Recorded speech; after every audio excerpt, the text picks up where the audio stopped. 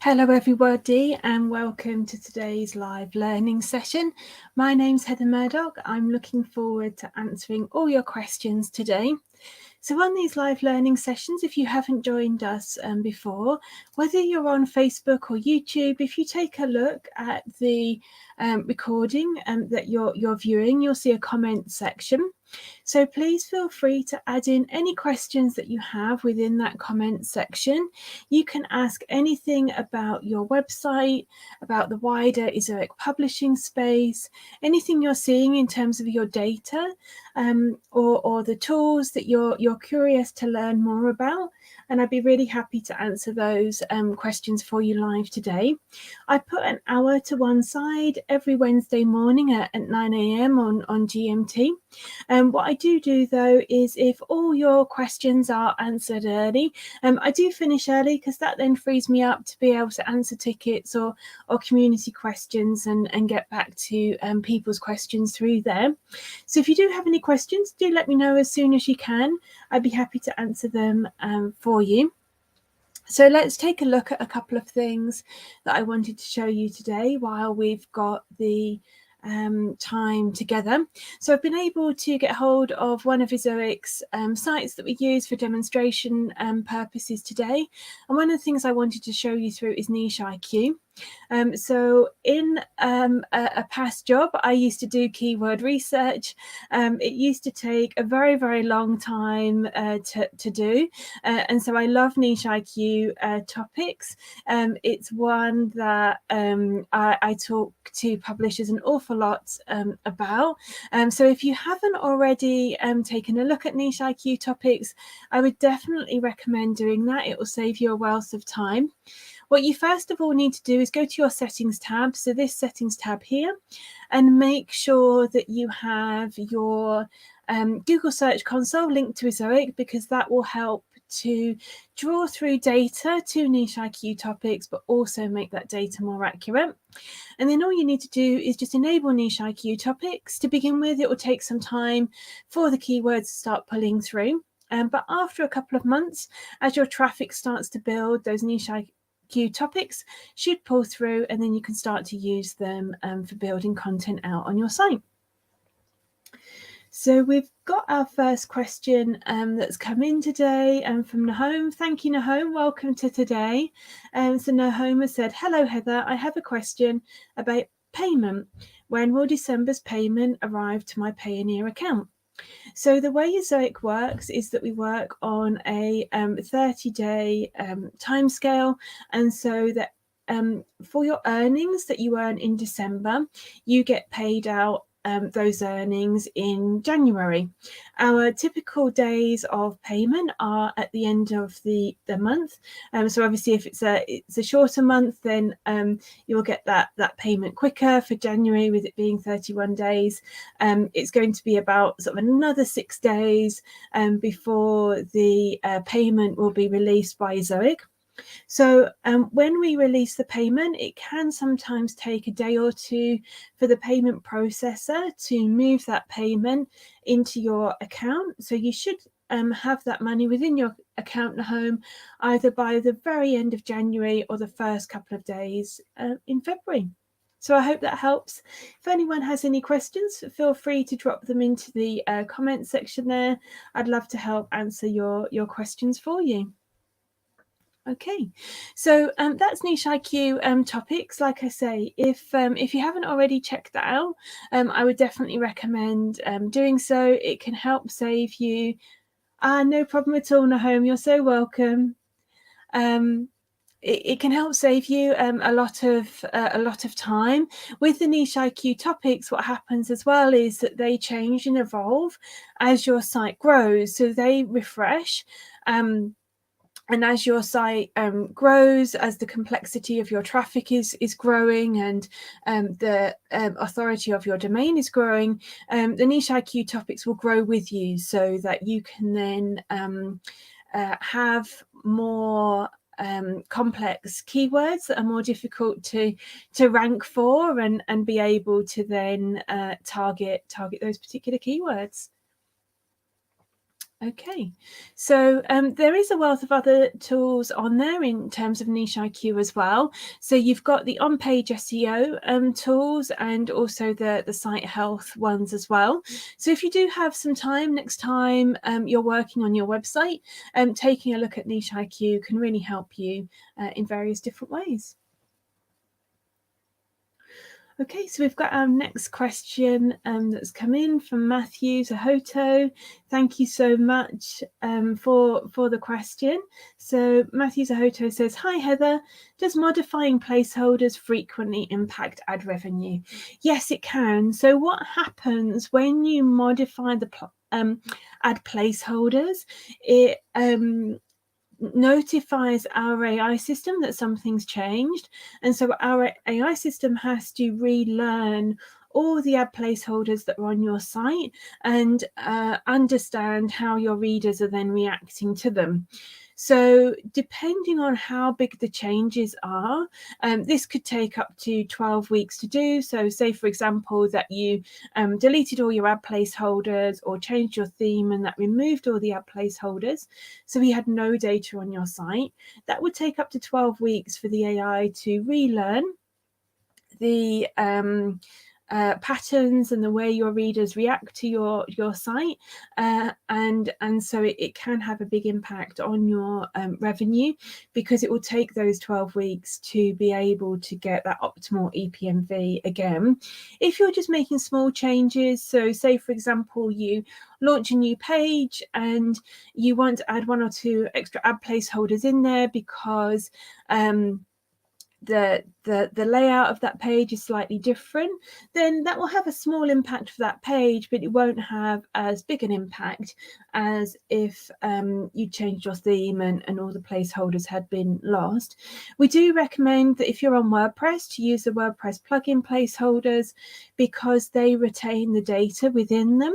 So say for example, if you do change your theme, the WordPress plugin placeholders will be able to move the data from one website theme to another, and this will help speed the process up. So I hope that helps. If you do have any follow-on questions, do let me know. Okay, so let's take a look at the Ezoic blogs next. If you've been on these sessions before, you'll know that I really like to share these blog posts with you. I think there's a wealth of information in there, and I know as a publisher how much you're juggling and how precious your time is. So I think it's just useful for me to share these with you while we've got that opportunity. So the latest one that's been released are why are ad rates so low in Q4 and also Q1 as well. So this takes you through an updated blog post about the impact of all the different world events are having on ad rates at the moment. So what I'll do is I'll pop that into the comments box here, so you can bookmark that and save that for later. Oh, you're so welcome, Matthews. Matthew Sahoto has said, well answered and understood. Thanks. No problem at all. You're very welcome. So I've popped that blog post in there for you, so you can take a look at that and read through that later. What I would recommend doing is you can sign up for these newsletters to get sent straight to your email address, so that way, if you've got a spare 5 minutes, you can take a look at these blog posts, and then next time you're working on your site, implement the information that you found on there if it's something that you feel is relevant for your business. Okay, and then the next thing that I wanted to take you through today is also Flickrfy as well.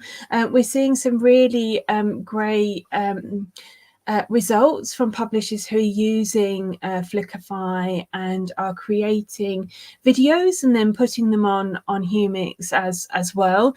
When you create those videos, they automatically get added to the page URL that you created that video from within your Ezoic site. So it's even quicker now than it was previously. And with Humix, when you've got the engage and share functions on, you're able to automatically save those new videos and send them directly into the Ezoic publishing space so that other publishers can put those videos on your site as well. So those can be some really big publishers that are getting a lot of traffic to their site, and from countries such as US, UK, Canada, where they have the stronger EPMVs. And so I've seen some sites who have earned an extra few dollars, right up to sites that have earned an extra few hundreds of dollars over just short time periods by having this all set up. So again, if you've got some time, I would definitely recommend taking a look at Flickrfy. If you're not on premium, you get 5 free videos each month. If you're on premium, you get 100 free videos that you can make with Flickrfy each month, and I would definitely recommend making as much use of those as you can. So when you go to the Flickrfy channel, you can see our updates that come through and work through those so you know how to use them. And then also you've got this resources button here. So if we click on this, it takes you to articles where you can learn more about Flickrfy, get a step-by-step process of how to work through it, and also provide feedback as well. So it really values your feedback. It helps us to learn and grow as a company and provide additional solutions for you that you're looking for. Okay, so we've got our next question come in. So this is from Custom Kit Gym Equipment. Thank you for your questions. So the question is, I have articles which could really benefit from multiple videos within them. I'm looking at Humix, but worried that if I upload too many videos, it will ruin site speed and user experience. Okay, so in terms of the way the videos work, is we do recommend keeping the videos to a minimum where possible, and that's because of the way the videos float, so that they float at the bottom part of your reader's screen, and so as they're reading through the article, they can take a look at that floating video, or they can also just choose to watch that video where it is. If you've got short videos that are explaining about different steps of a process, or that you want to do reviews about each one, you might want to remove that floating video part of the Humix, so that as your readers are scrolling down, they can move from one video to another, and that might flow better. In terms of your site speed, the Humix is created to be compliant with Google policies, particularly around Core Web Vitals. And so having videos on your site shouldn't impact the site speed too much. But what I would recommend doing is starting off with one article at a time, making a note in your big data analytics annotations tool when you add the videos in. Leave it a couple of weeks so that you've got enough data to collect. And then if you have any concerns about your site speed or user experience, reach out to the team. So if you're an Access Now publisher, you can reach out to community, and we can take a look at your data for you, see what we're seeing, give you advice and suggestions from there. And the same if you're a level 1 publisher or higher, if you reach out to the team through the ticketing system, we'll be able to look at your data, and by having that annotations tool in there, we'll know exactly when those videos were added, and we'll be able to see the impact that adding those videos have had on your user experience, and then also your site speed as well. So I hope that helps. Thank you for your question there. If anyone else does have any more questions, feel free to pop them in the comments section there. I put aside 1 hour for these meetings, but if you do have all your questions answered early, then I will finish the sessions early. That then frees me up to answer questions on tickets and community as well.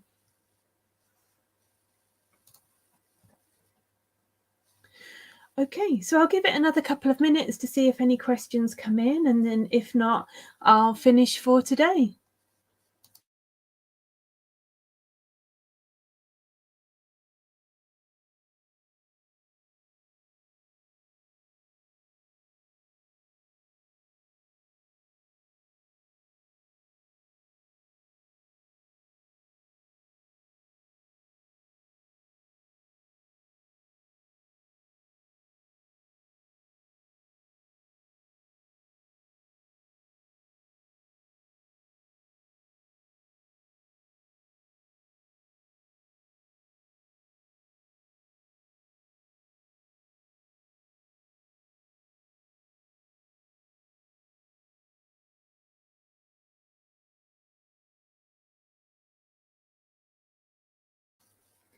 Okay, well, thank you all so much for your time today. I really appreciate you taking time out of your day to spend it with me. Do tune in next Wednesday at 9 a.m. GMTV for our next session together. I look forward to catching up with you then. Take care, everybody. Bye for now.